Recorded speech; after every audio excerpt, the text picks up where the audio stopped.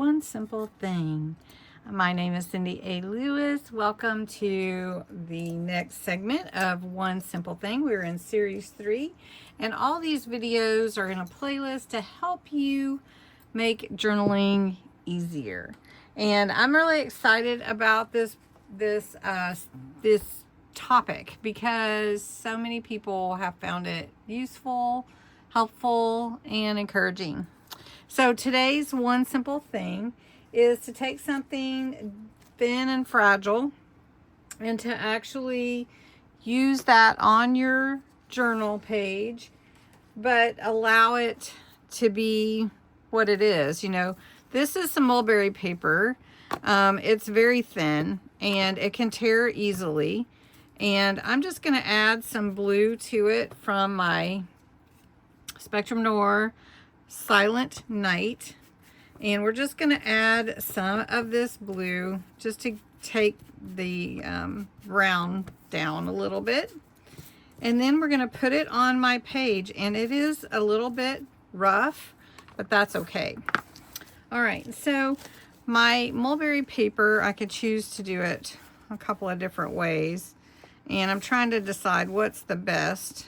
Pull my up a little bit. I think we're going to put it like this. So I'm going to just put my glue on the page and set my mulberry paper. Now you could use tissue, you could use fabric, you could use tracing paper, onion paper, something like that. Just kind of add some softness.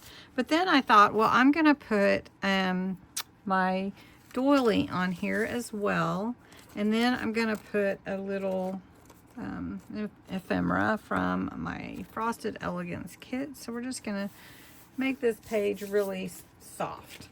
So this is what I elected to do because it kind of brings in that dark. And I'm going to make this actually a little pocket. It doesn't have to be big. And we're just going to add it right here towards the bottom. And that is really cute, isn't it?